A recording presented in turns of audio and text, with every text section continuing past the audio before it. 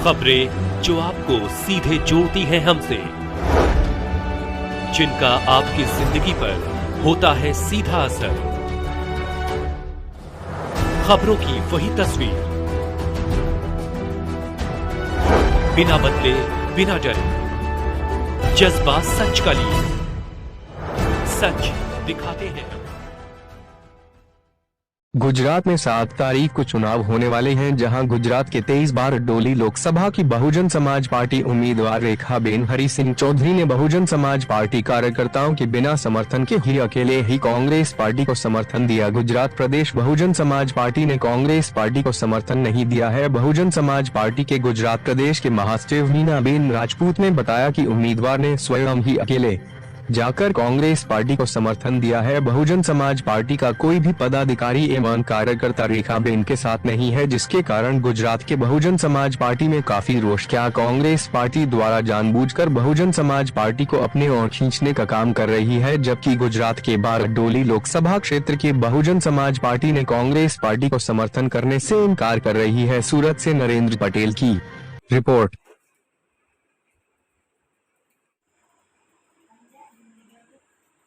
Ben, आपનું નામ? મારું નામ મીનાબેન વિનોદસિંહ રાજપૂત, બહુજન સમાજ પાર્ટી ગુજરાત પ્રદેશ મહાસચિવ। બારડોલી લોકસભામાં આપના ઉમેદવાર કોંગ્રેસને સમર્થન જાહેર કરેલ છે, એના વિશે શું કહેવા માંગશો તમે? ના, અમારા બહુજન સમાજ પાર્ટીએ કોઈ કોંગ્રેસને સમર્થન આપેલ નથી।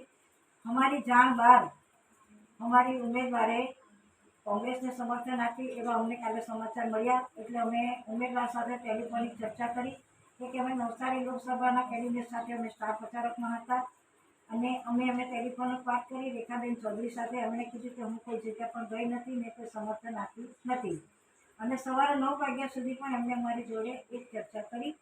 ત્યારબાદ અમે બારડોલી જવા માટે સવારે નીકળ્યા, એમની સાથે વાત કરી।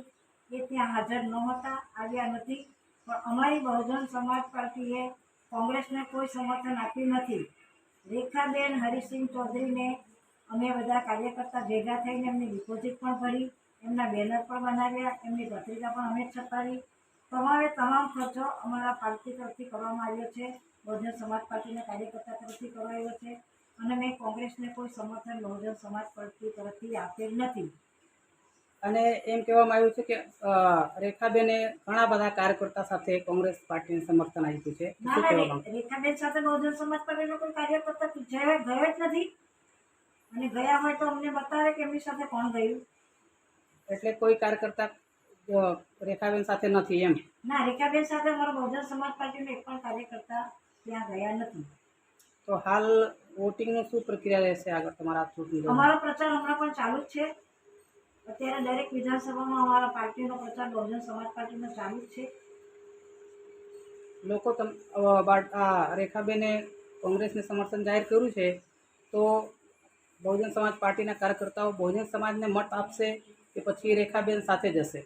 ના, બહુજન સમાજ પાર્ટીના જે કાર્યકર્તાઓ છે બહુજન સમાજ પાર્ટીને જ વોટ આપશે, રેખાબેન સાથે જશે નહીં।